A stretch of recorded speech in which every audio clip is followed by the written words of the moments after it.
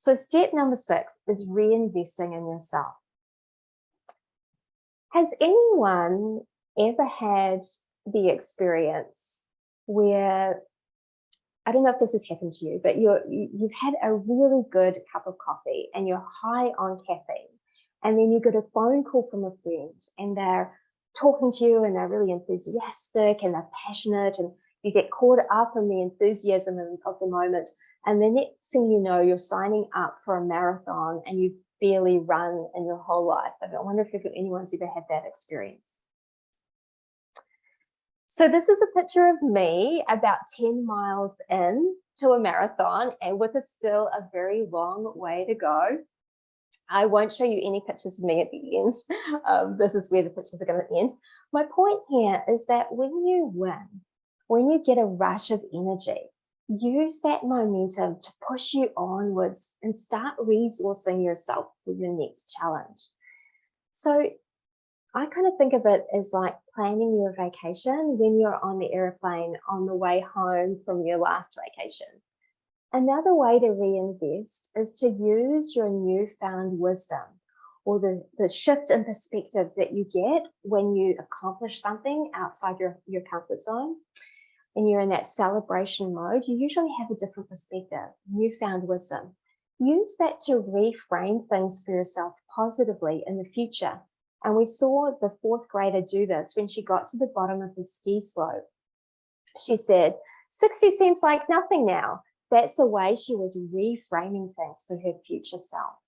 And you can do the same. This in coaching, we call this the skill of cognitive agility. And it's a really powerful way to set yourself up with future resources, psychological resources for future success. Another way that you can reinvest in your future success is taking time out to reflect. So after everything is said and done, you can just take some quiet time, sit aside, and ask yourself some simple questions. What went well? What could I do what could I do differently next time? What did I learn from this experience? Just taking that time to reflect and learn and grow from the experience.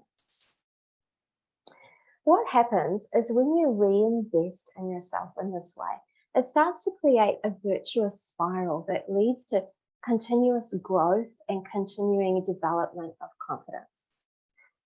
What I'm hoping you'll see is that while I've given the presentation as sort of 6 steps, what we've actually been exploring is a cycle, and maybe even a system. And the thing with this cycle is you can actually enter it at any point.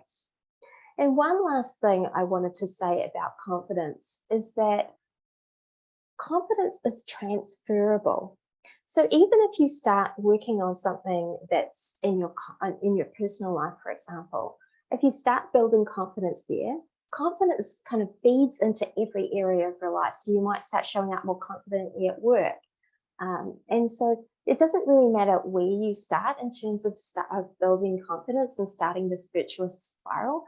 The key is really just to start. Take one of those action steps that you came up with today. I really encourage you to follow through on the commitment that you just made. I don't want you to die with that gift of who you are still inside you.